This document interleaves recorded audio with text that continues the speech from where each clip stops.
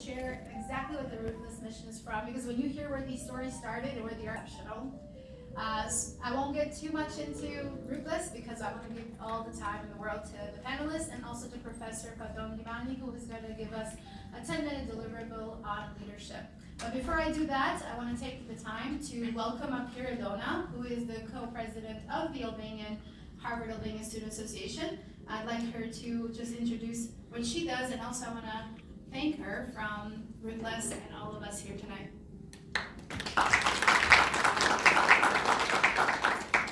Thank you so much. Hi everyone, my name is Donna Časović. I am Albanian, but from Montenegro originally, and a first-generation Albanian student at Harvard.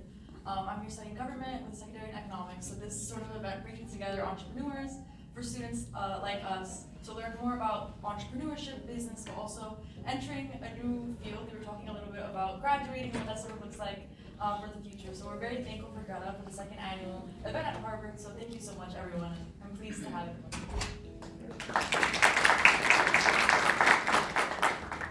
And that's we're gonna get started. You might see some people still trickling in because we got word of some traffic, so we'll make sure that they don't interrupt you. And we're going to kick it up with Faton Limani. Faton, if you would please join us and introduce yourself. And we're really excited to have you give us this 10-minute presentation on leadership.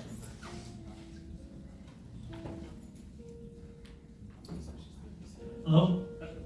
Thank you, Greta. Thank you, Donna, also for making this possible for us to gather together. Thank you all for being here, and also thank you for your patience. We took a little bit longer to start, but I really appreciate your patience. Did you change it? I have a little presentation just to kind of keep myself organized. So, since this is about entrepreneurship, and we have different entrepreneurs here who have different companies from different sectors.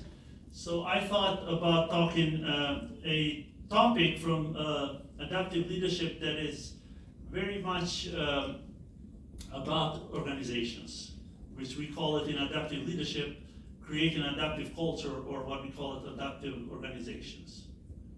Some of you heard also the term learning organizations. So, but before I go into the weeds of the topic, I just want to give you a little bit of a context about adaptive leadership. Because you're thinking like, okay, what is adaptive leadership, right? So adaptive leadership is a leadership framework that was developed here at Harvard by my very esteemed professor from Harvard Kennedy School, Ronald Heifetz. And as you see it in the name, the idea is that your environment, for individuals, but also for organizations, for any social system, it's constantly changing around you. While you are operating in an environment which is constantly changing. And these changes, they pose different challenges to you as an individual, but also organizations. And the idea is that you have to develop leadership capacities to constantly be able to meet these challenges, to address these challenges. So adaptive leadership, it's about that. How do you build individual but also organizational capacities where you are able to address effectively these challenges that this environment, this constant changing environment poses to you. But in terms of the organization, it is very important that you create an adaptive culture, what we call it. Not just because you want to create this culture and organization where you can be able to react to these challenges that this changing environment poses to you, but also so you can use these challenges for thriving, for growth also. I mean, you probably have some experiences, our panelists here with that. So, but how do you do that? It is very important to be deliberate about it. Let me see.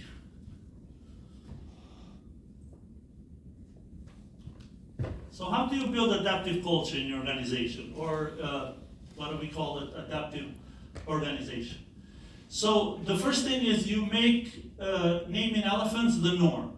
So every organization, you probably have experience, not only as entrepreneurs, as owners or managers, but also you working in organization, that there are always difficult topics, right, to discuss.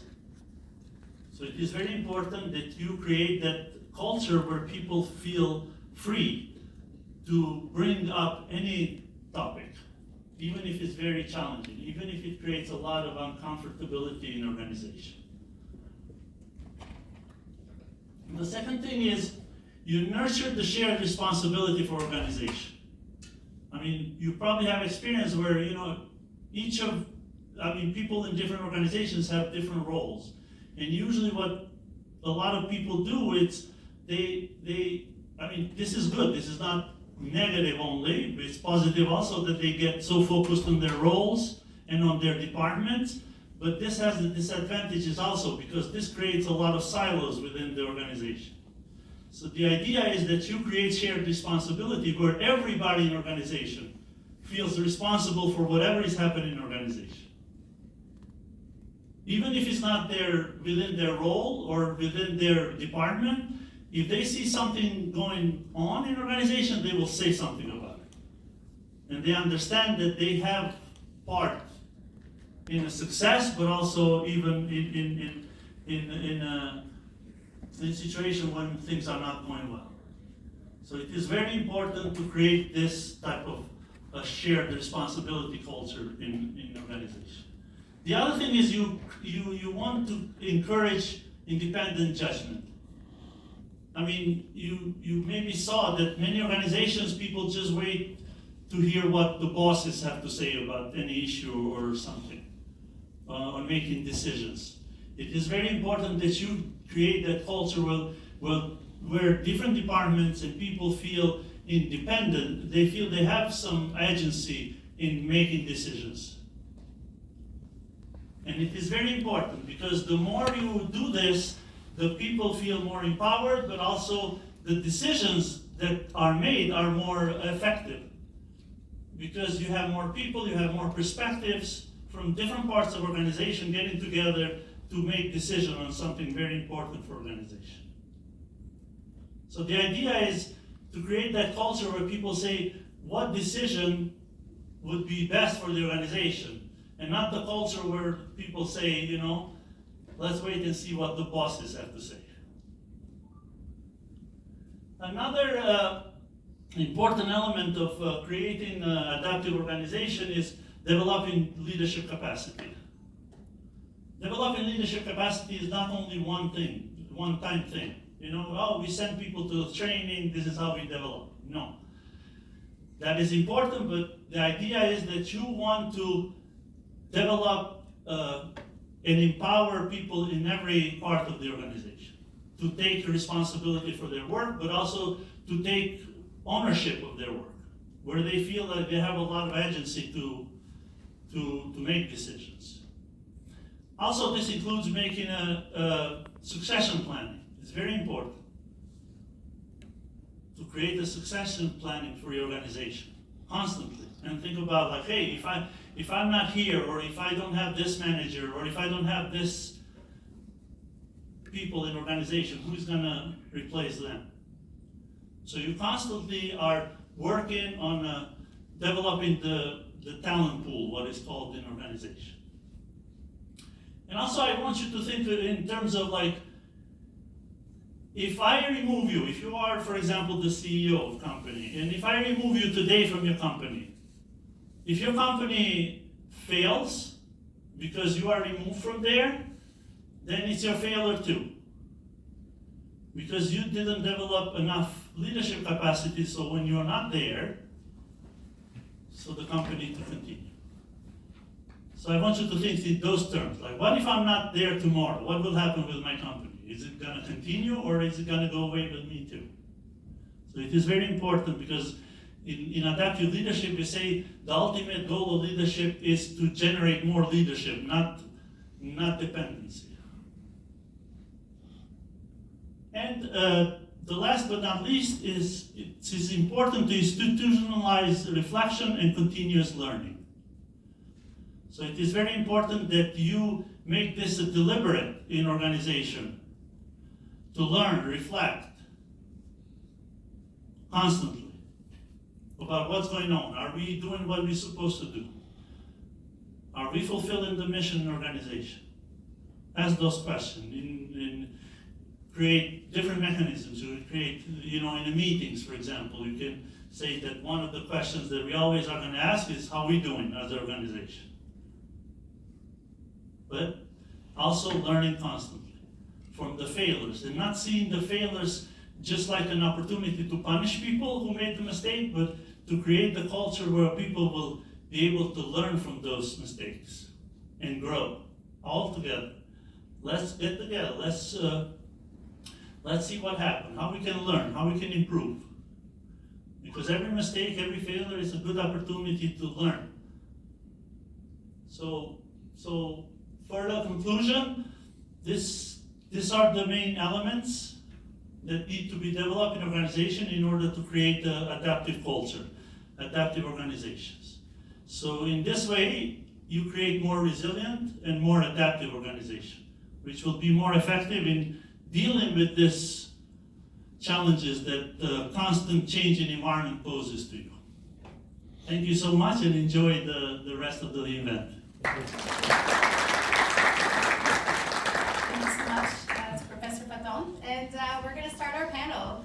We're super excited to have these panelists here.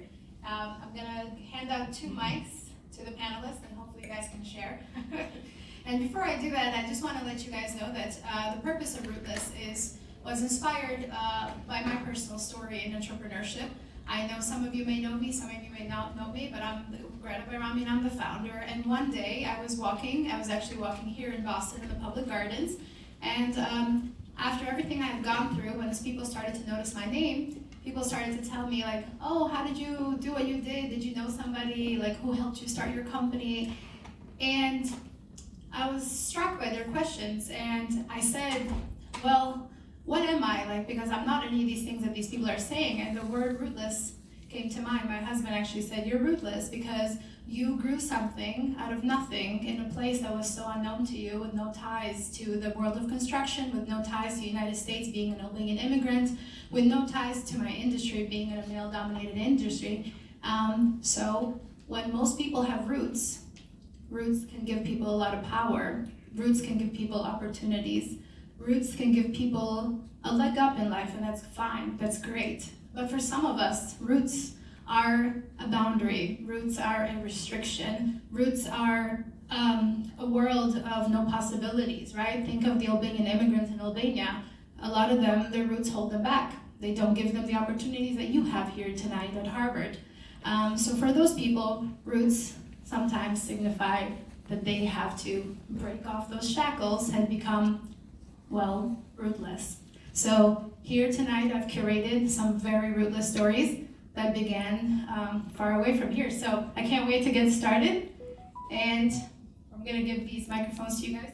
They do have an on-off switch if you feel that you want to turn them off. You can hold them here. I guess we'll give it to the lady and you'll share.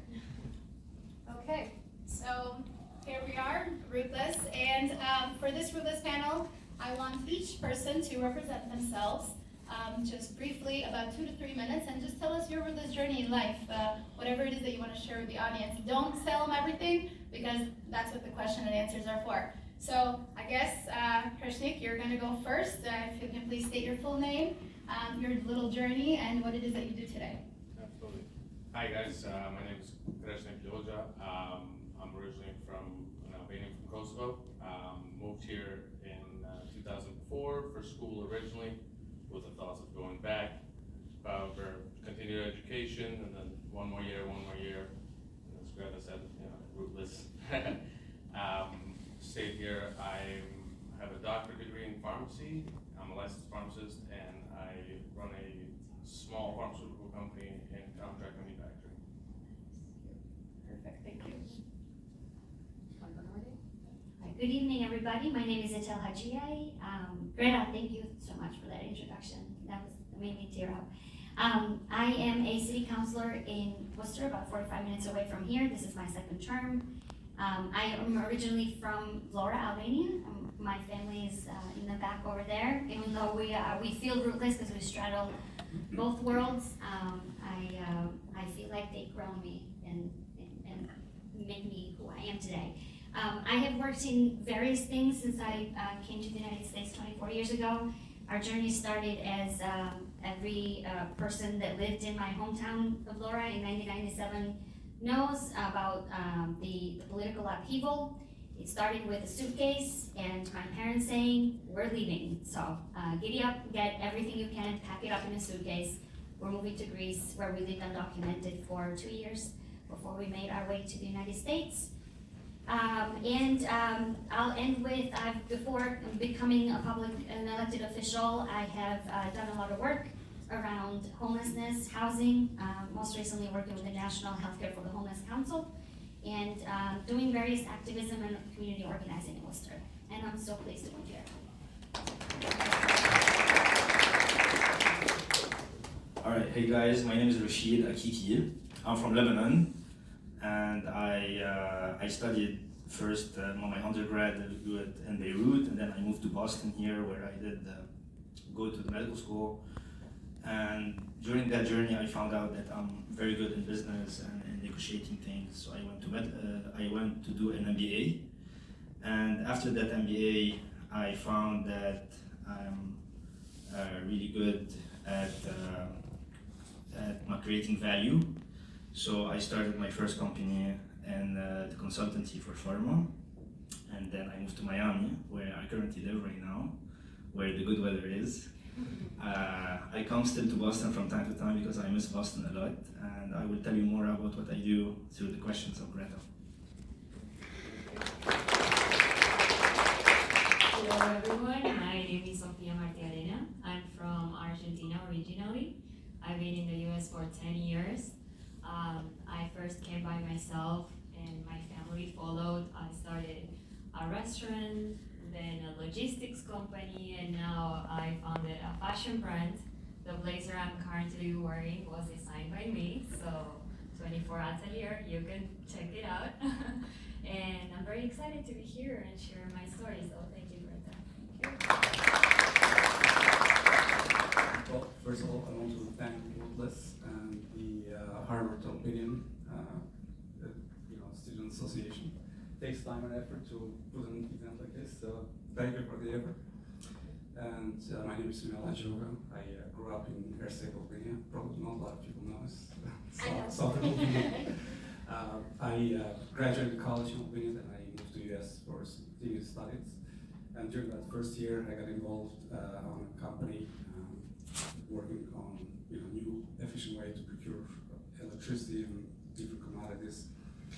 That started from almost nothing, small company, to grow up and grow to our company. Then from there, I worked or started a company called Energy Choice Today that we focus mostly on software and procurement, mostly for the energy industry. And during that time, this time period, I opened even a company in Albania, a software company, which was sold after a few years. Perfect. Thank you so much. All right, so we're going to open up these questions. I want to get to know these panelists a little bit better. So my question to you now is going to be, if you could go back in time and pull out a memory from growing up to paint us a picture of what it was like being you at a young age. Let's go back to a memory. It could be beautiful, it could be something that made an impact on your life, but I want you to go back to your younger selves and open up this panel with sharing your journey. I don't know, whoever wants to take it first. If Krishni, do you want to go first again? No problem. So, for me, I think one of my memories that I probably cherish the most is being able to grow up in Kosovo, and I was fortunate to live in a community where there was a lot of kids the same age. So we got to play a lot, we got to push each other a lot, both academically and physically, and it was just that sense of community and having just people to talk to, a helping hand was very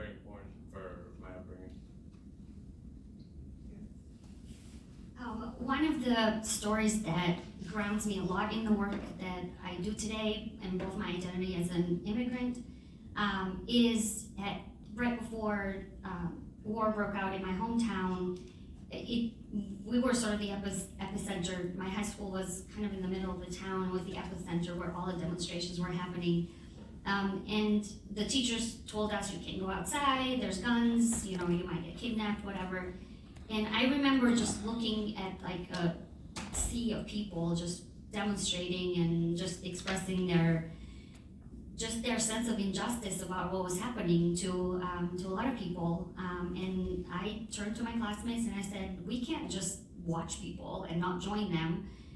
Yeah, we might get probably a lot of slapping on the wrist, maybe a little bit more from our parents if we do, but so we organized about 10, 20 of us, and we said to the teachers, sorry, bye, we're going to join the demonstrations.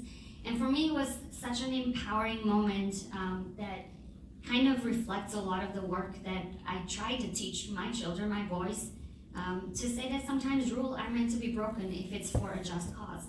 And I appreciate that moment because it also grounded me in the idea that speaking up truth and speaking up against injustice is very important. And that's what really grounds me in a lot of the work that I do. So I hope that my kids who are here today, they take those lessons and they, whatever they do in their lives, they try to practice them. Thank you. All right, so for me, I want to talk to you about my grandmother. So I was raised by my grandmother because both my parents were working all the time. So she was actually my mostly mother.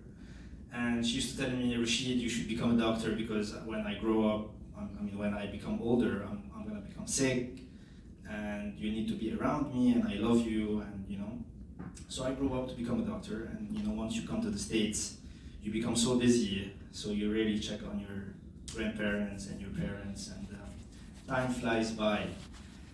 And she was telling me like maybe I will die and you will not be here, it's gonna be very sad for me. And actually it happened. So in 2018, I was still in Boston and she passed away and I could not be there for her goodbye because I was on a green card and I couldn't fly from here because I would abandon my status. I was sad, I was very sad. So moving forward 2022, when I became a US citizen, I decided I want to honor her. So, and I studied physics when I was an undergraduate in Beirut. So I was very into like stars and time and relativity and Heisenberg equations and all those stuff. So I wanted to build a time machine, a machine that travels back in time and just like honor her food and her and like her memories.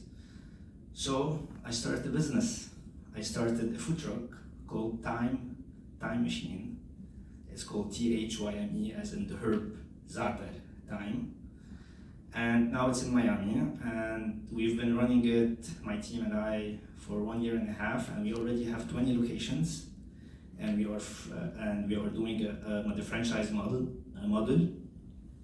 And so that story just gives you like how you can connect your roots in a way, and you can just like put so much of the significance and emotion, and just also make value out of something that means so much to you.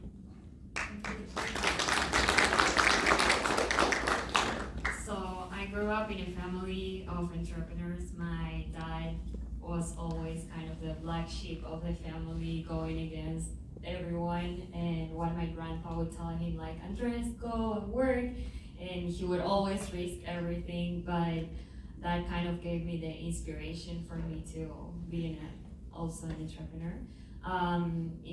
When I was 15 years old, we were here vacationing with my family in the middle of Brickell, like amazed for those huge buildings in Florida. And the four of us, we stood in a corner, we gave a big hug. That's something that we kind of use, like we do a lot to give strength to each other. We are four, my brother, my mom, and I. And we looked at each other and we said, okay, we are gonna open a business in the US. It's gonna happen. We don't know how, we don't know when, but that's our wish.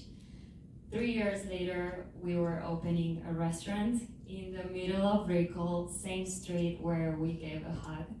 So for me, it's more of like dream, just the craziest ideas that you might have, just believe in them and eventually it's gonna happen. You might not know how, you might not know what are gonna be your resources to make it happen, but just be very strong about it and eventually it will come out because you really desire it. So.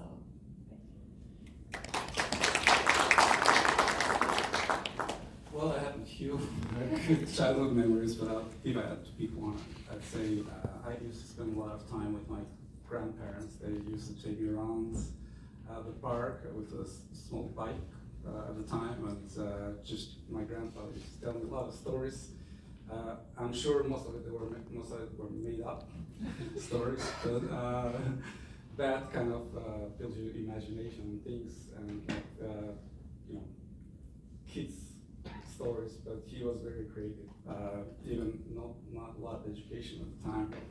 So I think if I choose that one, is because spending time with your parents and with your grandparents as a family, like builds that sense of community, and you tend to love people and be more open to talk and discuss and feel like everyone is equal and the same. Awesome. Thank you so much. So we know a little bit about them, but now obviously the road of entrepreneurship is a long road and there's a lot of bumps in the road. Quickly tell me, did you really think you were going to be where you are today when you were 18 years old, maybe in a campus like this one in a university? Where were you when you were 18 years old? What was your vision like? Was it limited, or did you always believe that you were going to be the person you are today? I want you to be, as raw as you can with the audience.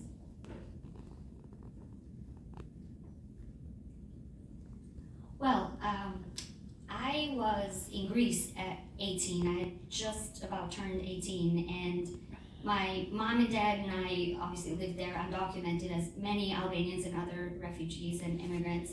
And I remember it was one day before we randomly got picked for the green card lottery, as many of us have and ended up here in the United States. The American consulate was going to do our interview with my mom, my dad, and I, this part of the process. And my father, as he was going to work, he was an opera singer in Albania, a very talented musician. In my opinion, my humble opinion, I could be biased, but one of the most beautiful opera voices that I have heard. He actually sang Pavarotti many times. My dad and my mom, you said raw, so I'm going to be raw. Oh, I don't know. Please. There's a reason why I come to you with a lot of emotions, and maybe I'll talk about a moment that I think all of us in this room will connect in a very deep and raw level. But my mom and dad, as many Albanians and the immigrants, left their everything behind. They left their profession, they left their love of art, they left their love of community, they left their families so that their daughter could have a safe beginning. And right before my dad went to work to literally break stones, he got arrested by the Greek police because he didn't have any papers. And Greta, I'm gonna say a phrase, and I want people to remember this phrase because it's gonna connect to a story that I'm hoping I can say later. The Greek police went into the bus that he and many refugees like us took every morning to go to work and said, "Show us your papers." And they ramped them up, put them in a jail cell, and my mom and I spent the next 24, maybe 48 hours not knowing where my dad was, knowing that we had the interview the next day, and that if we didn't show up for that interview at the American consulate, that we were not going to make it. And for me, as a young girl, seeing many girls of my age getting raped and kidnapped in my home country, trafficked right in front of my home, that meant that, at least that's how I interpreted in my head, either I was going to commit suicide and not wanting to live in Greece for one more day in my life because of the intense xenophobia, racism, and anti-refugee violence that a lot of us experienced, or I was going to find a way to survive in that country. And my dad found a way by bribing a jail cell officer to just make a single phone call to our home and say to my mom, I'm alive, don't worry, I'm not dead, and I'm gonna find a way to break out of this jail to make sure that we make our interview. And I don't know how my dad made that happen. I don't know, there was a higher power that made him come out. And he said he found a way to get to the American consulate. I remember at the time, probably those of you who've had the same story as I have had know that when you're in a place of violence, in a place of hostility, that you will do anything to survive. And I was determined that we were going to survive that day. So I begged the American consulate. I begged him to give us just a few more hours until my dad could get there. And when he actually got there, just disheveled and not having slept for many hours, the consulate called us to the interview place, the window, and he said to me, if I give you this chance, what will you do? What do you want to do in America? And I literally said, I want to become a political scientist. That was my dream. That's what I wanted to do. I wanted to take what I learned from my own country. I had the same vision as you. I was going to become a political scientist, and maybe I was going to go back and fix things, because that moment at 17 years old just remained engraved in my heart. And he turned to my dad, he turned to my mom, he turned to me and he said, it's only because of you, because you sound really that you are genuinely want to extend your studies and do good in this world. He said, I will definitely grant you the application. And my dad passed away about 5 years ago, right before I ran for the first time in office, and I lost. I lost, but I didn't, because my boys there, I promised them that I would do it again. And I think I have accomplished my vision at 18 years old. Thank you.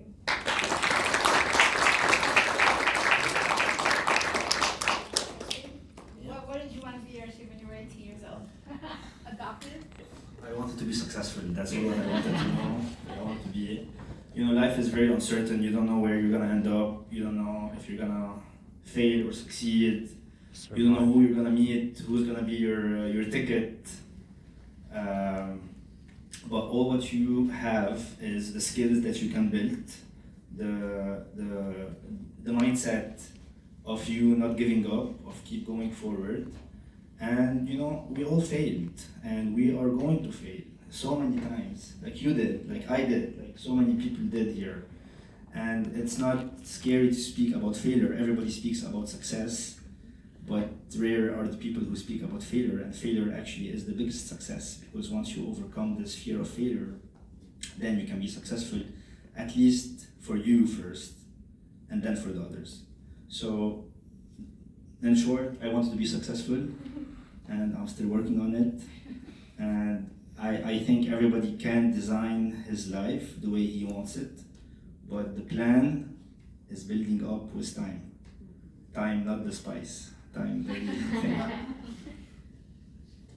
So at 18 years old, I came here by myself with a project of opening a restaurant.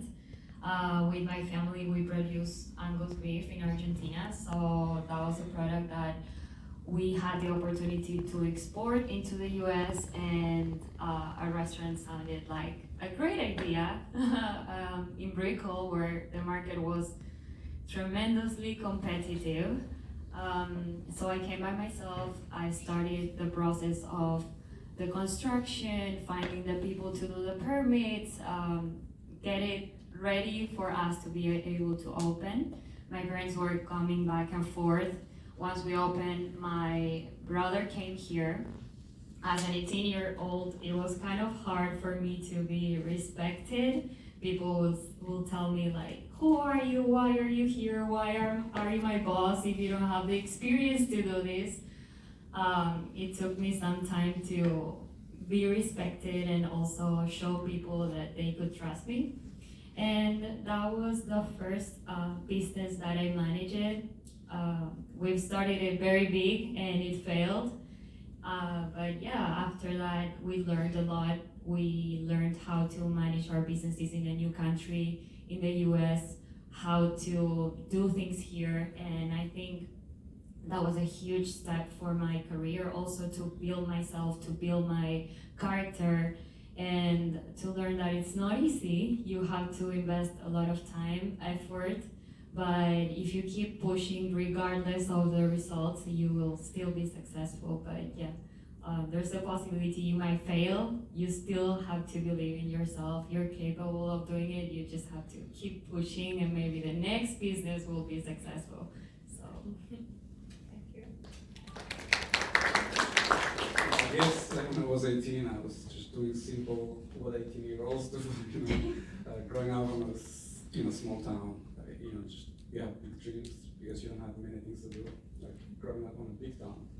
So, but moving from high school to college, I think that was an eye-opening experience. And at the time, Albania was a complete mess politically, and in many ways, it was very tough to. But then brings that sense of survival in you. So, as coming from a small town to a bigger town, that desire to survive and strive in time, and really grows you very fast. So from high school dreams, you put a lot of them on hold because it is that sense of survival. So if you mix all of those, I think that's what builds people character, and was an interesting experience at that time. Perfect. Thank you. For this portion of the interviews, we're going to jump around. So this question for Krishnik. Do you believe that any of the characteristics that you described, those early memories of you being, playing with friends, do you think that those were some layers and fundamentals in making you the CEO and founder of your company today? And if so, can you highlight some of those traits that you now can go back and identify in your younger self? Yeah, I would say absolutely. And what I mentioned previously was that kids being the same age, and Albanian parents, not most of you, but most immigrant parents, they try to compare you to others. Mine didn't so much. But you hear that, and it was just, I think, just starting being challenged at tremendous levels, both academically and you had to be nice and respectful. It kind of set a tone to a 7-year-old, that at the time wasn't very pleasant, right? You were just held to a much higher standard. But I think those, team building, pushing each other, being pushed, being respectful, having multiple challenges, obviously, in a fairly poor country at the time. And you brought up some stories for war that I lived as well, and then they kind of just came back. But all those challenges, I think, the helping hand, and those all I believe were probably the foundation of where I am today. Perfect, thank you. Rashid, I'm going to ask you a question like, you're a startup, right? You're doing this franchise. There's got to be some challenges there, maybe some failure moments. Share with us a moment where you're like, uh-oh, and then tell us how you went through it anyways. In the franchise business? You can choose that, or I know you have a multiverse of businesses, but No, that's fine. I know you have some great fun stories of moments where you're like, oh, okay. Okay, so like a challenging moment. When you work in teams, people have a different mindset, different cultures. You don't know who you are dealing with sometimes because they have different incentives than you. Your incentive as the owner of the company is to always increase revenue, sell, make sure that the brand is good, everything is good, the quality control is good, and everything. But some people that work in your company don't have this necessary objective. They just want to pay their rent. They just want to make ends meet, and so it's very important for in your company to have an alignment of the objectives. The reward is not always in money. The rewards can come in a position, it can come through status, it can come through more responsibilities. And that I learned throughout Time Machine, while being on the ground with the staff who had so many tasks to do and they were not really motivated to do it. And even if you paid them really higher, it would still be a problem because it was not only the money sometimes. So when you sit with your team and you discuss exactly what are the motivations and you align yourself with their goals, then you can find out a framework for the whole team to work together and who can be rewarded by money, who can be rewarded by like other things. So now we have sold around 20 franchises, yesterday 21.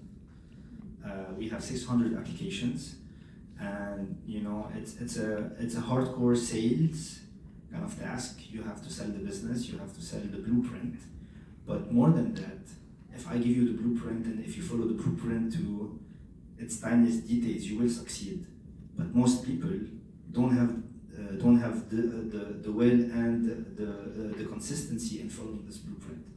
So when we sell a franchise, we make sure that the people who are actually buying the franchise will be on time and will be following through every task in this blueprint so they can be successful.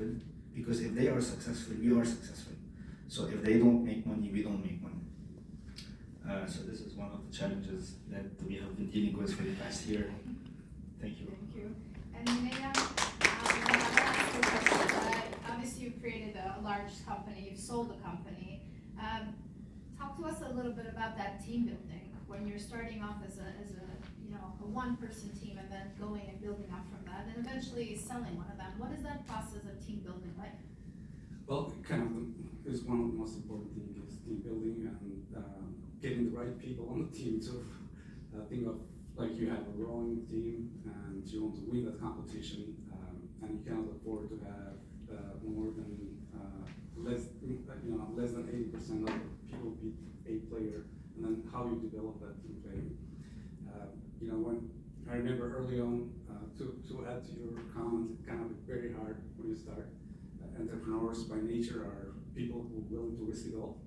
So anytime you start a company, you throw everything out there and you're willing to risk it all. So it's not just the first time that you're going to learn so much. On the second time, the second time was going to be the same thing. Third time, kind of the same thing as well. That you have a period of time when you feel like, oh, this is my fail, but then you put your effort to come back up top. But getting back to the team building, it just remember early on, and I just moved from Albania then here.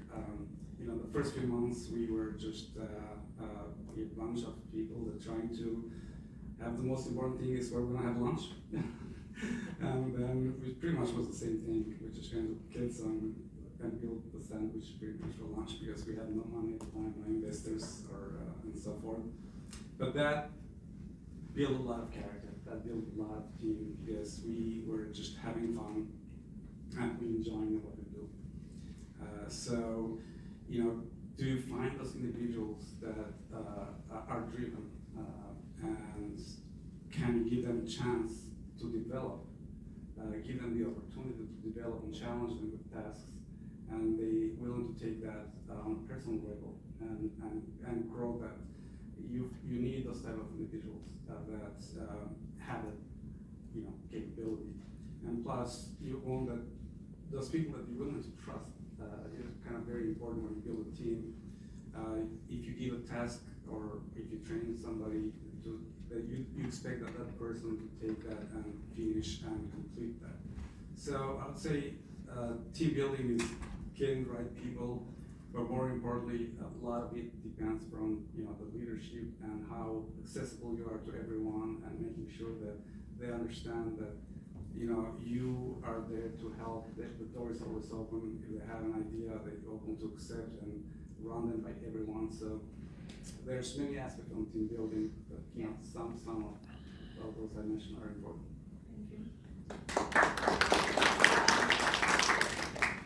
Sophia,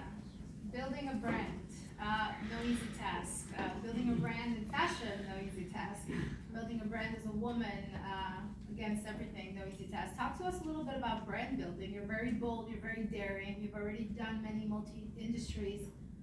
How do you take that jump? How do you make yourself have that strength in the morning as you are building various brands? Well, fashion is a big challenge for me. I started this brand this year, 2024. It's been my passion since I was a kid. I always loved fashion, dressing up, and through my business experience, I realized that sometimes women don't get the space they deserve or the shine they deserve. So I figured, why not being myself? I love dressing up. Why not creating a statement piece where women could use it and shine in a room, empower them to do that. So basically, You are shining. Thank you. I'd like to know that the camera's definitely picking up on that. So yeah, that was the idea. I'm basically promoting the brand myself by showing what I like, how am I, and trying to connect with people in that way. I think when you build a brand, you really want to connect with the people that's looking at you, because that's the way where they are gonna buy. You're not just selling a product, you're just selling an experience, you're just connecting with them through your product. So once you're able to master that, I think that's the success. People will go to you not because you're just a brand with a shiny blazer. They will go to me because they like what I do. I'm an entrepreneur. I just like to connect to people. So that's kind of what people will love about it. So. And since you are very early stage of this business, talk to us a little bit about, how does it feel? I think sometimes I can speak from experience when you have one business and it goes really fast, really good, and then you expect the next one to do just as good, but maybe it doesn't. And how do you push forward as an entrepreneur? I know entrepreneurs, sometimes we are our own worst critics, where we like instant gratification, we like to move at 100 miles per hour. Talk to us a little bit about that. Is it different this time around? All I can tell you is that there's no such thing as an elevator to success. We always have to take the stairs, and it's a completely different business. I'm in logistics, so fashion is something I'm exploring. I'm connecting to people. I'm just showing my product out and getting all the advices that I can. And in that way, I'm adapting. I was able to get to a wife of an NFL player. She's gonna get my products out too. So it's about just being open to work with people, learn from their experiences, absorb that and apply it to my business. So yeah, it's a big challenge, but we're going there. Thank you. And Krishni, I'm gonna ask you a question in building credibility. You're coming as a pharmacist, but then you're moving into this pharmaceutical space. Talk to us a little bit about the layers of building credibility in such a competitive space with very big names. So, a lot of it, like you mentioned, the having the background in pharmacy made it a little bit easier. We could talk the talk, not necessarily maybe walk the walk initially. That gave us the ability to walk in the right rooms and gave us the chance to be able to present. We're obviously, we have very few customers. We're in a very niched out space. So getting that first customer, I'm gonna be honest, I'm gonna attribute it to a gentleman that joined us. He had about 30 years of experience. We pitched him. He was at a different company, and we drove there 16 hours because we were just starting. We couldn't afford to fly to Columbus, and he called us after we left the meeting. He was like, "I'm gonna fly to Boston, and I'm gonna join you guys." Like, just quit his job, and he said, "I would." I think having him, I'm gonna be honest, having him definitely gave us some credibility because that opened numerous doors to us. Obviously, quality throughout after that first customer, quality, being able to develop projects quickly deliver on time, that build, and it's a very tiny industry, even though it's such, there's very few people, so word travels quickly, and it's word of mouth. So I think having kind of, I hate the word luck, because like I said, we drove there, we pitched to this man, and obviously it was somewhat impressive that he joined us, but I think that I have to attribute that initial, that initial credibility to him. I can't take credit for that, but I think, putting the effort, going to the right rooms, going out of your way, definitely helps tremendously. Thank you. And so you mentioned pitch, so I'm going to ask Atel. The art of politicians is an art of conviction, getting a messaging across, having people believe in you and vote for you. Entrepreneurs, we do the very same thing. We're always out there seeking to convince you to go with us and try our product and believe in our idea. And you've done it at a very higher level, city council. Talk to us a little bit about that, the importance of knowing how to pitch an audience. Yeah, hard lesson. I'm still mastering it. It's not easy. Well, I had a couple of things in 2019 when I first ran. I made the jump from being a community organizer and activist and wanting to jump into city council because I saw some very mediocre people that were making policies and who probably had done less than what I had been able to do with other people, obviously. And I had to figure out very quickly, as an immigrant with a Muslim last name, a last name that no one can pronounce, a first name that no one can pronounce, and not really being known in a large city that can tend to be also just very conservative in views. And I make no qualms about it. I'm a very progressive, with very progressive views that sometimes it doesn't bite well for people. So I had to figure out how to take my personal story, the work that I've done in the community, and then sell that vision for public service to people that automatically made a lot of judgments about who I was, what I was all about. And I failed the first time, but I learned how to polish my messaging. I learned how to speak to an audience. So maybe the gentleman that didn't agree with my views on housing and homelessness didn't agree with me on that. But we found some common ground because I also wanted to make sure that people knew public service isn't glorious. And it's not. Let me just tell you, it's not. There is a lot of work that goes behind the scenes other than just showing up at city council on Tuesday nights and making speeches or whatever. So I had to find what resonated with people. And in public service, what resonates with people is, are you gonna fix my pothole? Are you gonna fix my trash? Are you gonna make sure the infrastructure of the city is good?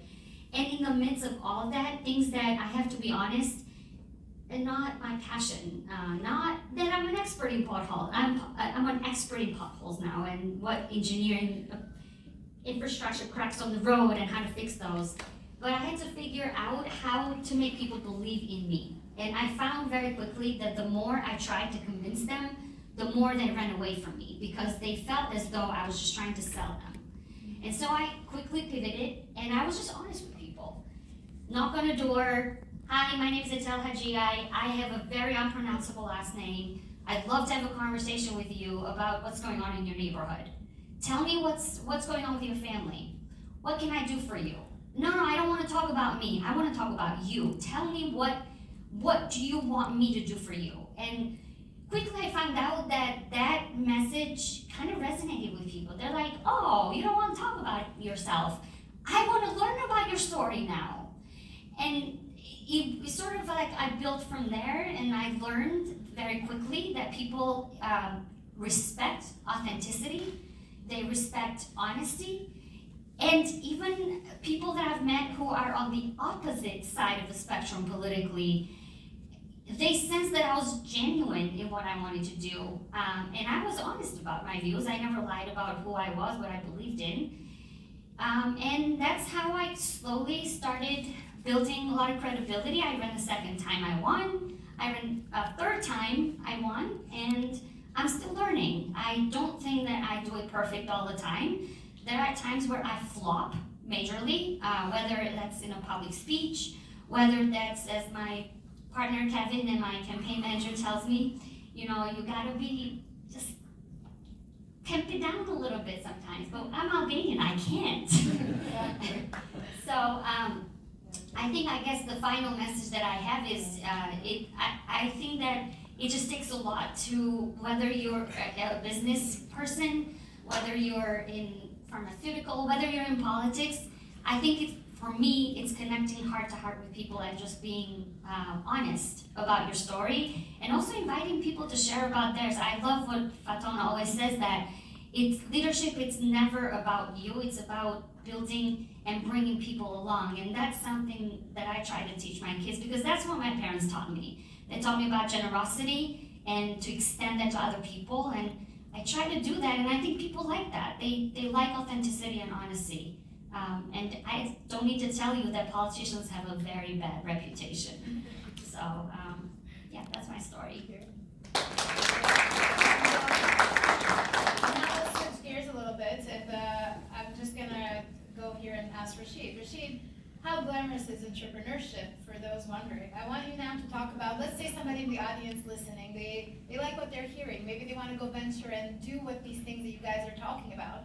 But let's talk about the reality of your 9 to 5s, or is there a 9 to 5? I don't know. Rashid, what is entrepreneurship? How glamorous is it? What is the reality? Okay, so it is very glamorous, not, but you can make it glamorous yourself. So it depends on how you think about it. I believe the most expensive thing in life is freedom. So if you can get freedom to choose, freedom to do what you want to do, freedom to work 24/7, freedom not to work, you are already there. So entrepreneurship is kind of, you take the bull by the horns and you tell him what he has to do, okay? You can go very fast, you can go very slow, it's up to you. I believe in bringing value to this world.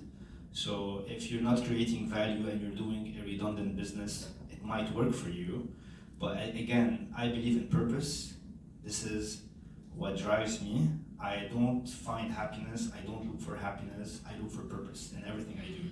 So if you start entrepreneurship with the mindset of finding your purpose, or of serving others, of creating value that actually is gonna add a positive change to people's life, whether it was in food, whether it was in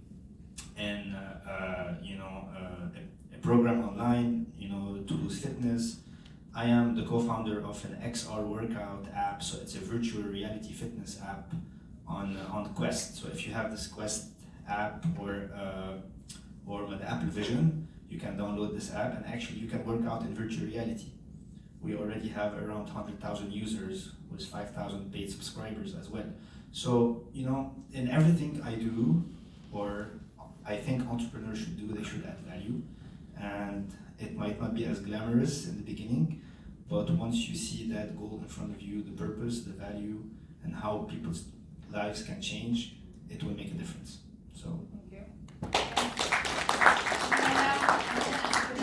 Some people talk about hustle and grind. Some people talk about work-life balance. What's your take? You've gone through building huge companies, selling another one. Is it hustle and grind? Is it work-life balance? Is there no balance? What is the reality that you faced in your entrepreneurial journey? Well, that's a good question, because a lot of people try to figure out what is hard work and what is workaholic. So, a lot of entrepreneurs work very hard.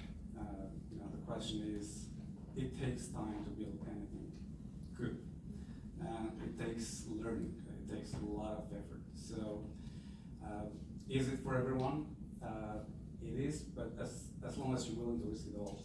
And the question for a lot of people becomes, okay, I have a college degree or a great education from Harvard, and I can make so much money, but then I can work so many hours. Then entrepreneurs, will start with nothing, will risk it all, but the reward is, the more risk, the more reward. So there's sometimes, not a lot of, you have to work after hours, you have to work weekends at times. When you build, a solution, when you help a customer, for example, that customer needs you to be your A game because they're trusting you with a large portion of their business. So you want to make sure that you understand all the details and understand that work. Then in a lot of cases, you cannot just delegate that work. You have to absorb that yourself and learn it yourself, and that takes time and a lot of effort. So it is very limited. I know myself that I've worked on weekends and after work, but it is rewarding as long as you like what you do. Okay, fair enough. So you can keep working hard. And customer service, Sophia. Customer service is huge in anything that we do, whether it's public service or running your own company. But you saw the customer service at its rawest form, restaurant industry. Talk to us a little bit about your view in customer service and how you see it, because to say it's just to give 5-star reviews is one thing, but to really believe in customer service is another thing. Can you talk about your experience with customer service? Yes, of course. So I can speak about the restaurant industry. For us, it's the key to success. The customers are the ones that come to a restaurant looking for an experience. So I can tell you a memory I have from it. We had a reservation, very special one. Our restaurant had an ocean view. So this man made sure that he was calling early. He spoke to the host. He asked for a water view table because it was a very special night. There was a full moon and he was about to propose. But we did not know that. Our host did not take the accurate notes. So when he got there, our restaurant was very busy and they sat him down almost next to the restrooms, I can say. This man was pissed. So we kind of tried to make everything work, but at the end of the day, the customers are looking for an experience when they are picking you. So you gotta make sure that you go above and beyond to comply with them. They are the ones that are gonna make your business successful. So every little detail counts, and usually when people go back to your place, they are going back to the experience they had. So it's very important for you to be able to maintain that the same taste of the food, the same quality, because we go back to experiences. It's like, oh, I love this meal. I want to go back to this restaurant because I love what I had. It's not because I just like this restaurant. So in that sense, it's very important. Respecting logistics, it's also, we started with a fleet of 3 trucks and now we are at 42. We managed the business with my brother and then now we have a whole team behind us. And customer experience is what keeps us running. If we get late to deliver the loads, if the loads are not in the right condition, then the customers are not being able to provide their customers with the right food quality. So I think it's part of those small details that when you take care of them, it makes you successful as a business.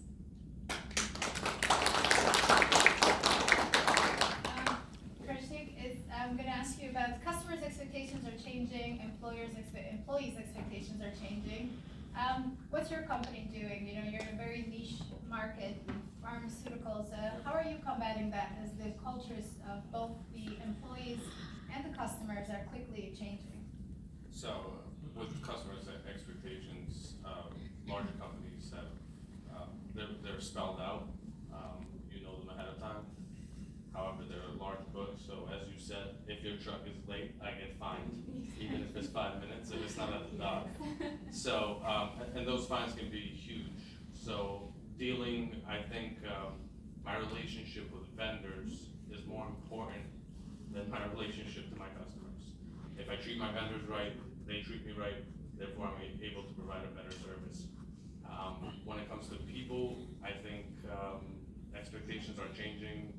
Fortunately or unfortunately, with the newer generation, most of the leaders, the management at our company has a vast experience. They're more seasoned, so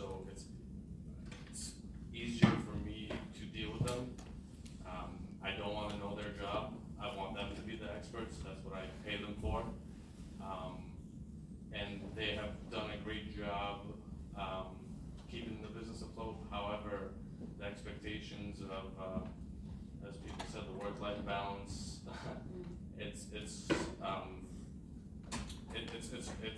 It's a challenge for us, for entrepreneurs,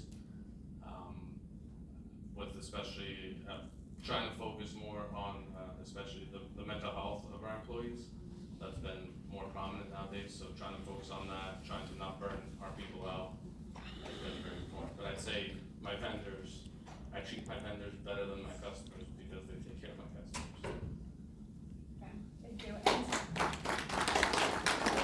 Rashid, you've done a lot of businesses, very different ones. Entrepreneurs are very impatient people. Should we wait for 1 year, 2 years, 3 years? How long does it take for a business to be successful? Obviously, this is a trick question. What is your experience? How long does it take? Everybody wants to be an entrepreneur. Everybody wants to be a business owner. Everybody wants to be successful.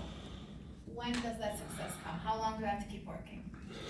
Look, it depends. Your success depends on your level of the personal development that you have. Right? It starts with you, not with the business.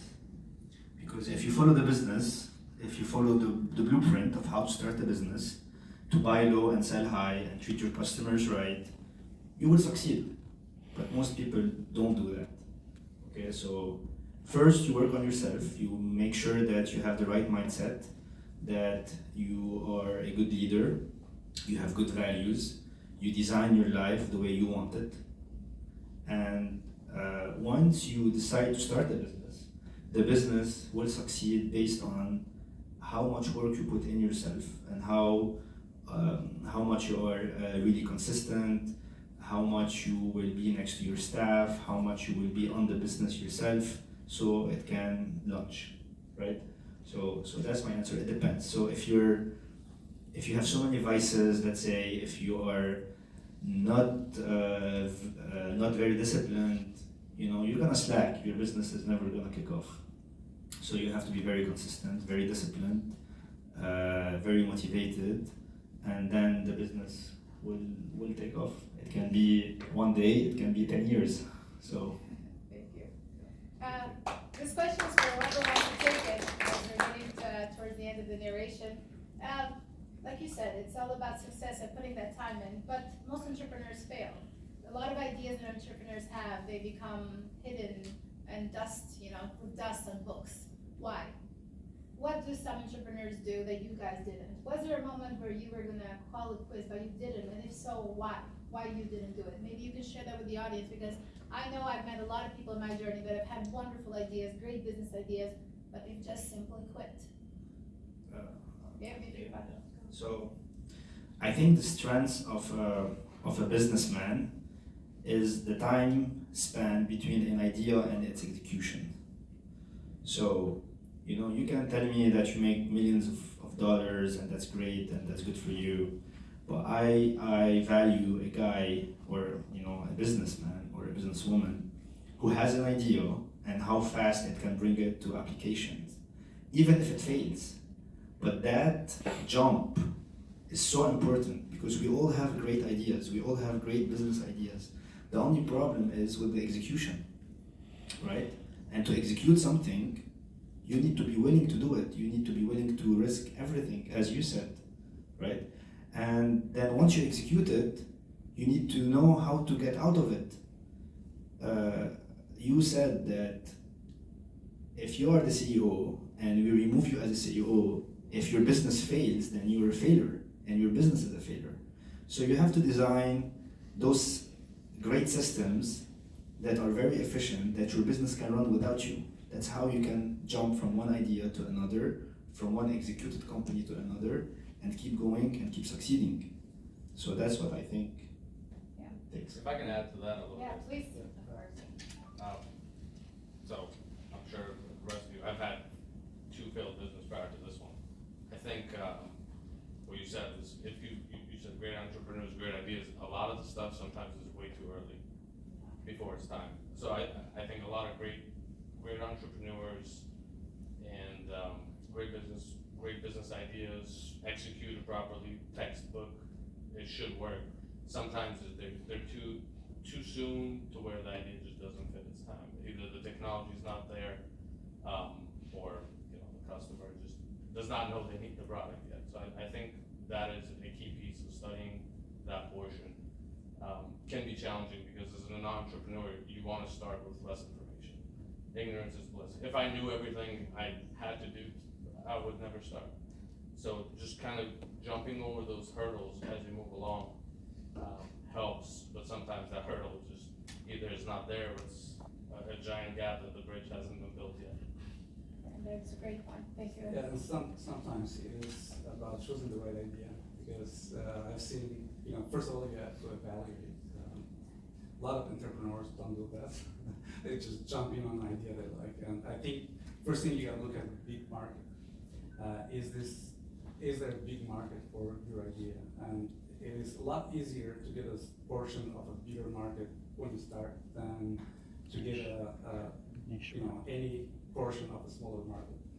So that evaluating that, and then you get more people that are more interested on that idea, because now you have a bigger market, you have more investors and more other factors that will help you grow that business.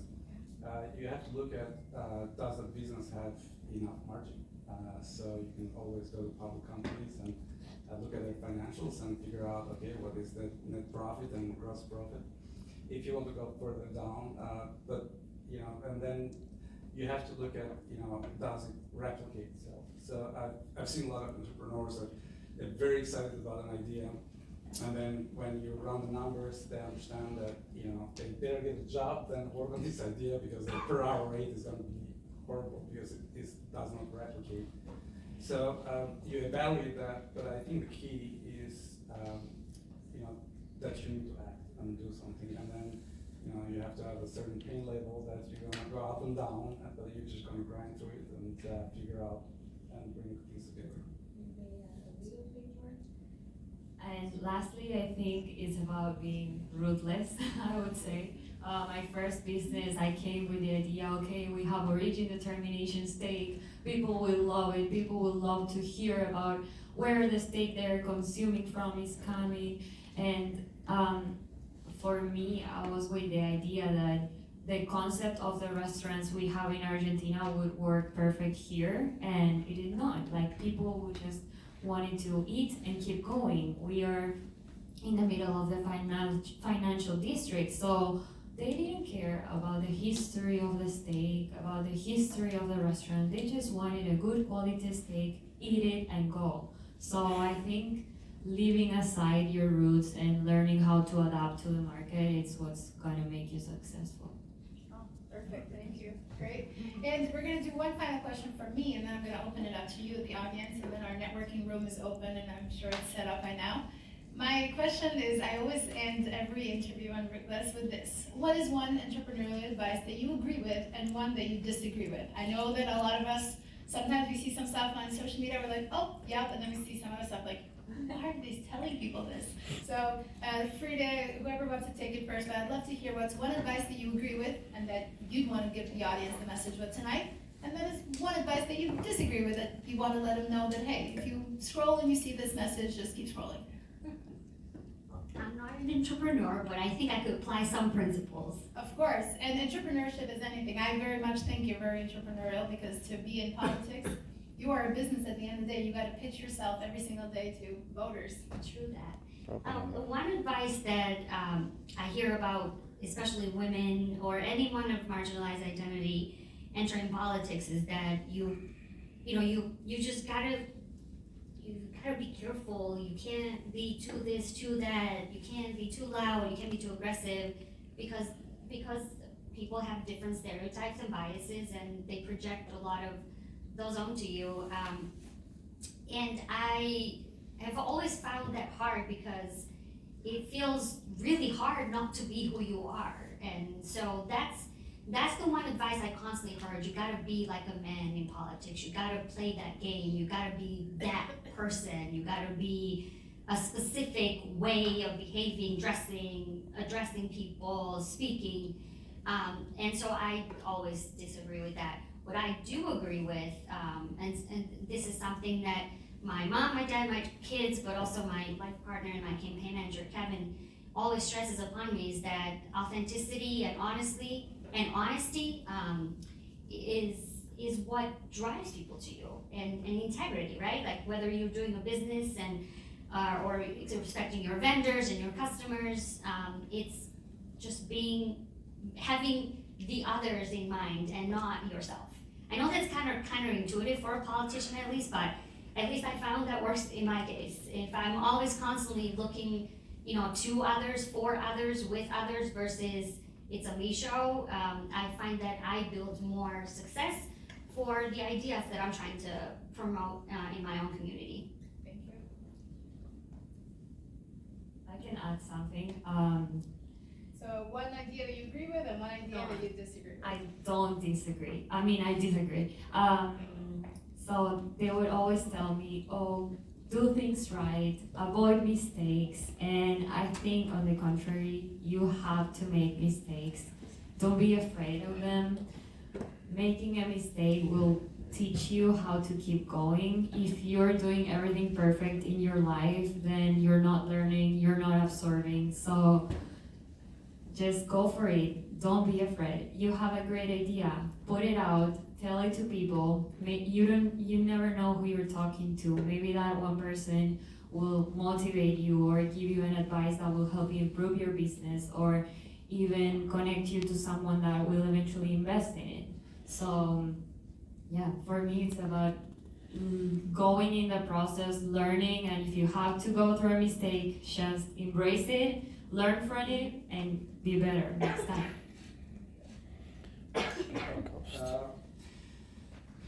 Not such a good advice. I'd say between passion, being passionate about solving a problem, or being passionate about, issues. And I think you gotta be more passionate about solving a problem, because a lot of people are in industries that they never worked before, and they don't really, like you have got an industry that you had probably no idea before, like I did. I had no idea what KWH was in electricity, but then I got in that energy and I got excited about solving issues. Being passionate is kind of, good and bad advice in the same time. It's about being passionate about solving issues and problems. Or the other bad advice that you hear a lot, to my opinion, is, people might disagree on that, build a perfect product. You don't have to build a perfect product, you have to go and sell it and get that customer feedback to go and improve, and then build perfect product as you go. Because if you're not out there with your customers and getting that feedback and try to solve their issues, and that would be a problem. But in terms of good idea, I think is something that I've learned in my life, during my work, is it's all about packaging. And what I mean by that is just you go in and take your customer feedback and you figure out a way on how you can solve their issues and problems, and how you can take something complicated and simplify it. That kind of be something that I think be a very good idea. And then there are a few others, but since we have time here. Yeah. Rashid, do you want to say one idea one advice you agree with and one you don't disagree with for this audience tonight? Sure. So one idea that I agree with is taking action as soon as you have something that you believe in. And the idea that I don't, that is a negative advice, you mean for entrepreneur, is actually being very, very inefficient and not admitting your weak points. Admitting weak points and admitting failure is the biggest empowerment you can give to yourself and to the business. For example, if your business is not good at X, you should say it. I'm not good at X and I'm trying to improve, but I'm really good at Y. And that's why you should come to me. So people know actually that you're honest about yourself, you're not overselling, and and as you said, authenticity brings people to you. Pain brings people to you, because we all have pains in our lives. So if you speak about your pain, people are gonna relate to you as well, whether you are in person or whether you are in business. So if you go and you tell them how good you are, people are not gonna listen to you, right? But when you talk about their pain, about how this pothole is actually bothering you as well every day, they're gonna see, okay, well, she understands me. right? And that's why I'm gonna really like give her my time and I'm gonna listen to her. So yeah. Thank you. Interesting. It's a little bit different from yours. You said passion. For me, when people say do what you love, I just fully disagree with that. You'll end up hating it. So don't do what you love. Keep that. Like, with the money you make, do what you love. And I would say the advice that I agree with, what was mentioned earlier, is as entrepreneurs, we don't want golden handcuffs, right? We want to build a business that we can walk away from and that it will grow, because otherwise you just bought yourself a job. Oh wow, that was a good one. Thank you. I'm going to conclude it there. I read it somewhere. Yeah.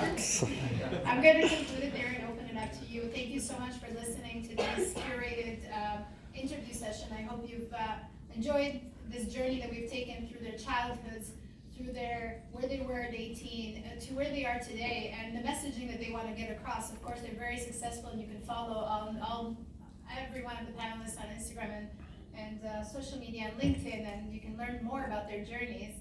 But I wanted the Rootless messaging to be exactly what it is, right? About going against the waves and going against the tide and making these incredible stories out of nothing. Where many would have told them that it's not possible, they believe it's possible. And I will have to agree with the passionate thing. I don't think Freddie, my husband, and myself woke up one day and said, we love roofing, we're so passionate about roofing. Somebody get us on a roof. If you were to ask me what I'm passionate about, I honestly think that if I could be like a coffee connoisseur or wine connoisseur, I'd probably have the best job in the world.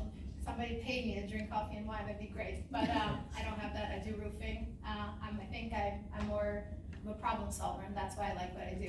So thank you so much, and I hope you have some questions for the panelists. They're going to welcome your questions and answers at this time, and then after we can continue them in the network reception room. So if anybody has any questions, we're going to pass the mic around. One mic will leave with you guys, and one mic we'll give to the audience. All right. Thank you. Thank you. If you want to just introduce who you are, and then you can ask your question. Yes. So my name is Sebastian Paredes. I'm the CEO of Intellect Staffing, and thank you guys so much for coming here. I think it was great learning from you guys. And wow, the question I have been 2 years in business. I actually have one employee, has been the best employee so far. He's from Venezuela, so Venezuela is not the best country right now. Everything is going, many political problems. His family, one of his family got arrested. He's having a lot of problems, and obviously this is being affecting in his performance. So how do you deal with an employee that has been perhaps the best employee, one of the reasons why your business has been growing? And how can you deal with that and obviously, kind of like get that employee back to its track without hurting any of the problems, because obviously it's a sensitive time in the country. And for anybody can answer that question. Yeah, I think this is a very common problem, and this is where the coaching comes, and you showing support to him, being around him, and trying to understand him, and being there for him, and not only that, personal development. I am big on personal development, whether it is for yourself or for your staff or for your franchisees. I give this package to everyone because I believe that everybody is in pain at some point in their life, and they have to overcome it, whether it is because of you or whether because it is of your environment or whether because of where you're coming from.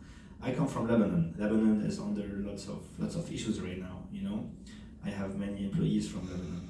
Sometimes they don't know when they're gonna wake up, if they're gonna be alive or not. So it's a big problem, but being there and trying to coach them and trying to understand them and work with them will show them that you care. Caring is the biggest asset you can give to anyone, and just listening to them sometimes is enough. So. Thank you. Does anybody else have any questions? I'll be moving this around, but I'm sure they can hear you, but just in case. Hi everyone, my name is Ariel. I'm a student at Northeastern University. First of all, I want to thank you. Today was amazing. It was emotional, inspiring to all of us. Being a business management student, especially this was great to hear about all of that. I have a question. We talked a lot about success. We mentioned kind of a bit about failure. I'm just curious, was there a time where now now you can just laugh about it, but was there a time where you did a mistake so big or mishap that you thought, oh my God, this is a disaster, this is gonna ruin my organization? How did you go about it? How did you react? Anybody want to take that? Does it have to be a mistake perceived by you or by other people? Or it doesn't matter? Say, maybe a mistake you did or somebody in your organization or in your team did that. Well, I don't know if this is going to completely relate to what you're saying, but maybe it may not. So this past Tuesday, we had a petition coming from the city council where, remember how I said pay attention to this, show your paper? I'm going to connect you back to that.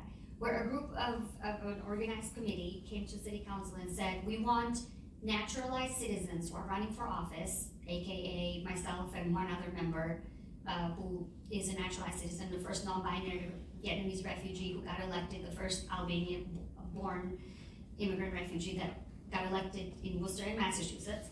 We want people like you next election to show us your papers. Just walk up to the second floor of the clerk's office and show us your naturalization papers. Show me you are an American, because we don't believe you. Now, if you are not aware or you're not familiar with the law, to run for office in the state of Massachusetts, you have to be a registered voter. If you're a registered voter, you have to prove you're an American citizen. You can't hold a green card and go vote, right? So that's established law. And so in my mind, I thought, oh, hell no. No, you're not gonna come here and tell us immigrants and refugees who became American citizens, our parents worked so hard, we left our countries behind, you're not gonna tell me that I'm not as American as you. Oh, and by the way, that I, a naturalized American citizen, who've been in this country for 20 plus years, who have given so much of my public service, I should be treated differently than someone who was born here. My colleague, AKA 90% of my colleagues in city council. I thought it was a mistake that I was going to bring people out. And I organized, I brought people out. I had a statement written down, and as I was reading it, I thought I was making a mistake because I said some truthful things to these bigots, and that's what I call them. I call them bigoted people who don't like to see immigrants in office. My son Daniel, however, who was sitting right there. Danny, can you stand up for a minute? All right. Danny, who is 12 years old, came with Kevin. My mom couldn't come because she was so emotional and so agitated around this. And you can sit down, honey. So Danny comes to the city council meeting on Tuesday, sits up there in the gallery, kind of like a room like this. And I asked him before, do you want to speak? Do you want to say anything? I explained what that meant to his mom and, as first generation Americans. And he said, no, I'll just come and watch. About 60 people showed up and shut down this bigoted, racist, anti-immigrant rhetoric. 3 people spoke in favor of that petition. 60 people, and that's not counting the people who reached out to me and Councilor Nguyen, who's the other person, who said, this is crazy. This is not the America we want. This is not the America or the Worcester that we want. And I thought, for real, I haven't shared this with my mom or with my partner Kevin, but I really thought I was making a mistake. I thought that the people in my district who literally have questioned whether I am an American citizen, have written things on social media pages, asking me, demanding of me to prove that I am an American citizen by posting photos of my naturalization ceremony. How many people have been to the naturalization ceremony here? All right. You have fond memories of that event, right? It's emotional. It is, I can't describe what that is like, but if you've been in that ceremony, you know that you have worked so hard to get there. And to have somebody say, I don't believe you are American. Show me your papers, like we are in Nazi Germany. And so while I saw my son get up, in the line of people that started from the door, I see him in the midst of that line of people. And my heart started palpitating. I didn't make a mistake. I showed my son that it's okay for us to speak the truth, because my words were not meant to harm people, but was meant to show people that you cannot harm us. You cannot take away from us what we know is true about us immigrants and refugees. And that is the love of this country, the love of the country we left behind, and the amazing brilliance that we bring to this world. You bigoted people, you cannot take that away from us. My son walks up to the podium, and probably within less than 2 minutes, he just says, "You do not need a paper to do what you love. And my mom is a Tel Hajjai." And I knew at that moment, my other son is sitting right there, and he's definitely an entrepreneur. I knew at that moment that I didn't make a mistake. And I knew it because I want to teach those boys, and I want to prove to my mom, who fought so hard to bring me here, that that's my story, the stories of these amazing folks here, is why we belong to this country. And I ended my speech by saying, we are to stay here, and we belong here, and we are here to stay. I will always cherish that moment as one that I think my children will remember for life. And that for me was never a mistake. I think Chris did a great job covering that. If you guys want to Google it, it's still fresh. I just want to add something, that the best defense is really offense. So that's one thing. And just to answer one more on your question, actually a big mistake is the biggest opportunity, to create something out of it. If you have a successful story, it's boring. If you tell me about someone that's very successful, it's boring. Show me how many times you failed, and then how much, and then you became successful. I'll be more impressed. So, just that you know. If you don't make mistakes, you don't learn. So, kind of very important that you learn from your mistakes. And the question is, was that done because of not being careless, or you really tried hard and you made a mistake? So you just keep going at it until you improve and learn from your mistake. That's simple. Everyone makes mistakes, small or big. Yeah. Do you have a question? Yes. Yes. Hi everyone, my name is Danny. I am a student at Boston University studying computer science. Firstly, I wanted to thank you all for the inspiring stories you've shared with us today. And I wanted to ask, if you had to go back in time and start all over with the knowledge that you have now, is there anything that you would do differently, and how would you incorporate that? I wouldn't. I think all the steps I've made since I've started have brought me here. To be seated here speaking at Harvard is a great honor for me, especially coming from Argentina.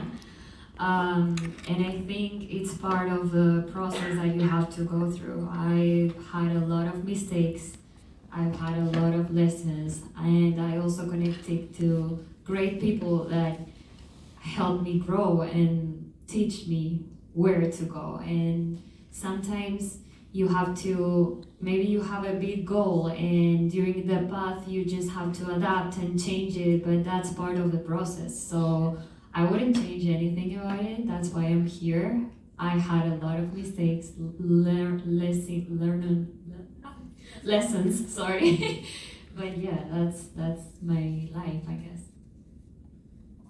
That's a great question. Same, but I would also focus on just building skills as much as I can, not just learning only what I'm supposed to learn. I studied medicine, I went to Harvard, I did nuclear medicine, but actually what made me really successful in business is actually learning how to code, like you're doing, trying to create lots of systems that runs itself and that runs other people. So these skills, you will not learn them in the university, you have to learn them by yourself. So I would more focus, instead of going and playing like on PlayStation and all the stuff, I would take online classes. You have YouTube, it's free. You can learn as many things as you want. There's so much information out there. Just dig in. I would dig in back. I would get more skills, more refined. I'm always learning. I'm very busy learning, not only making money. So. Anybody else? That covered it perfectly. Question? Yes? Yeah, you can just stand up and just say it to us. Please just Can you introduce. hear me? Yes. Yeah. Okay. So hi, I'm Jessica. I'm a recent graduate student from Harvard Business School, and I have more like a technical. You also right? So I have more like a technical question. There is a big transformation in recent years when it comes to AI and machine learning. So how is your approach towards this? Great question. We just incorporated AI in our XR workout app. So now when you put the headset, you can actually tell AI what kind of environment you want around you, and it will create it. Is it So we're very proud of that as a team. You know, AI can do so many things, and it is democratizing how things are done. So you don't have to be very specialized in one thing, because you can ask AI and you can get it done. I think incorporating AI in your company or in your workflow is more about managing prompts and how to think on a higher level rather than just applying your knowledge. So we are transitioning from a specialized workforce to a managing workforce. How can you manage this information? How you can give prompts? How you can give instructions? This is how you can use AI in your company. And that's how you can know which staff is actually, they have the same talents, the same education. Which one is better by managing prompts and by using AI in the right way. So that's my take about it. Anybody else? You want to add anything? No, to it's that, okay. No, Christian? it's good. Yeah. No? Go ahead. Okay. So, my name is Stevie. I've been in the restaurant industry for 5 years. And obviously you're all very successful, and you got to the point that you got there like after hard work or dedication. But what is this one thing that make you motivate yourself after 10 years? That is it worth it to do that? Is it the freedom? Is it the money? Is it the success? What is it one thing? What is the key to it? I think it's freedom and it's really purpose. These are the two keywords that drives everything I do, at least for myself. And that's why, we create things. So when we are gone, things can keep evolving and creating more value to this world. Well, I definitely agree with freedom.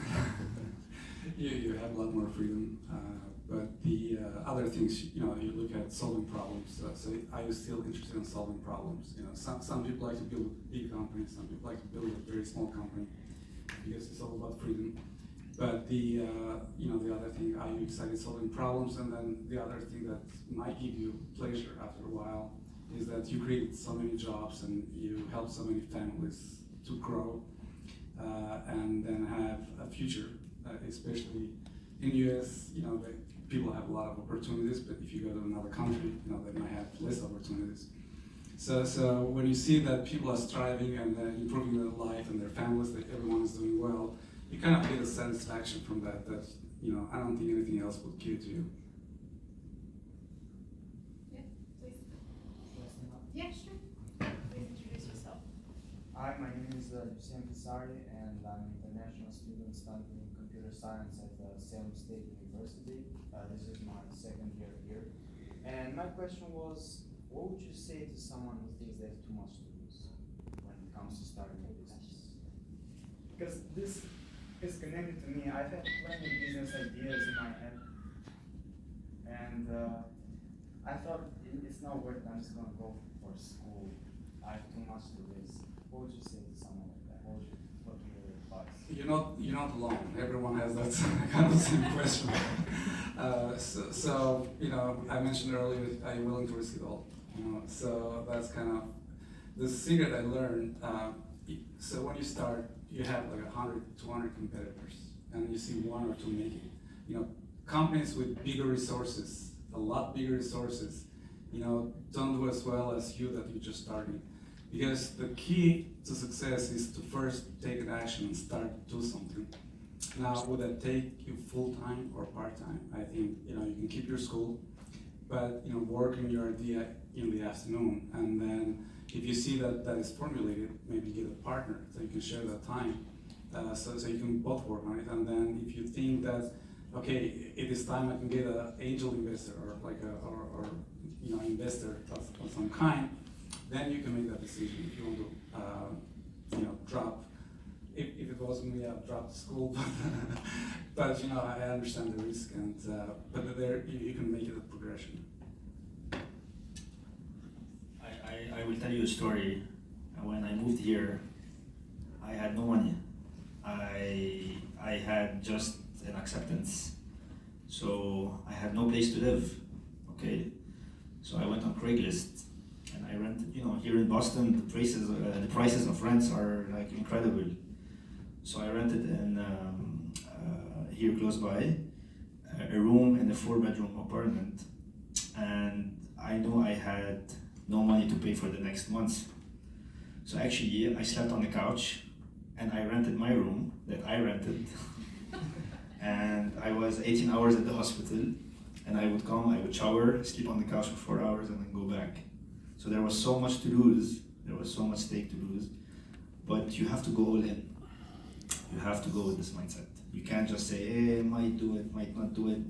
You will always fail if you don't go all in. So, you guys might be more successful than I am, I'm not sure. I took the safe route. I have a degree, I have a doctorate degree, I went to full extent what I could do. I did start smaller business throughout to learn some soft skills that would help me start my, current business. I don't think it's ever too late. I've seen people after they're almost retired start a brand new business. They're not wrong by you have to risk it all, but it's okay if you need to play it safe and you have some ideas. That's not wrong either. And to answer your question, I think everyone should work a restaurant job. Probably some of the best skills. I used to work at an Albanian restaurant when I was in pharmacy school. I know it teaches you amazing customer skills, and you just really see who people really are. So it's not about serving people; it's about learning and reading people as well. Exactly. And you just can tell, who people really are, and I think it's amazing skills that you get. I did that. I loved it. I think it definitely helped. I second that. My first job in Texas when we arrived was waitressing, and I did that for 5 years. And my parents washed dishes and I waitressed. And yes, best skills, you learn how to read people, you learn customer service, you learn how to take abuse and turn it around, you learn how to make money, how to manage money. But to go back to your question, I'm gonna connect it to, you've seen a theme, but the rootless theme is that our parents risked everything. Who knew that crossing continents would be successful? They didn't know. They could have been stuck over there in Greece, thank God we didn't. But in my business, when you knock on doors, you never know whether somebody's going to yell at you, they're going to welcome you, or they're just going to be like, I've heard enough of you, Hajia, you're that crazy liberal woman, go away from me. You have to risk it. And also not be attached to the outcome. Yes, absolutely, we all want to win, we want to create the businesses, but you have to take a little bit of your ego out of it, because your identity at the end of the day shouldn't be all about your at least for me. Like if I have one more term or second term in me and then I leave, I will feel okay with my life. I have my family, I can find joy in other things. So you have to kind of also learn to not be super, super attached to something. Try it, take the safe route sometimes, take the risky one sometimes, experiment, but also find other things that bring you joy, because life is too short to feel like this has to be hard work all the time. Hello, my name is Miriam. I'm double major in business administration and digital marketing. I work in insurance and I have a small business where I sell laptops. I'm also martial arts coach. I want to learn about habits. So I believe you guys all thought about giving up like 10,000 times at least a day, but you all kept going until you reached your goals. So what's the habit that helped you stay strong? That's a very good question. You are your habits, as they say. I'm very big on habits. So as soon as I wake up, from the bed to the floor, I do like so many push-ups. That keeps me sane, that keeps me, that gives me a win every morning. So the moment I feel that I already won, I keep going with my day and I keep winning even if I lose, okay? So you have to create a win every morning. For me, it's a push-up or it's a workout, right? And sometimes we all talk to ourselves in a bad way. I'm not good enough, I don't look good, I'm gonna fail today, I'm not gonna close this deal, So when you elevate your frequency, which can be by movement, by talking to your loved ones, or by doing something that makes you feel good, you win. And having a habit of winning, even if it was something very not very significant to all the other people, but it was significant to you, that's a good habit, right? So to answer your question, my habits are always movement and making a connection to my family. I talk to them every day. I do a workout early in the morning, and that keeps me moving every day. So. Thank you. Is there any other questions? We've concluded. Okay. Thank you so much, everyone. At this time, we are going to welcome all of you to the networking room. We have some light appetizers and sandwiches and soft drinks, so you guys can continue the conversations. We're going to ask that our panelists hang around there, so if you have a more intimate question that you'd like to ask them, they're going to be there. But thank you so much for coming. I hope you've enjoyed this Rootless Live panel tonight.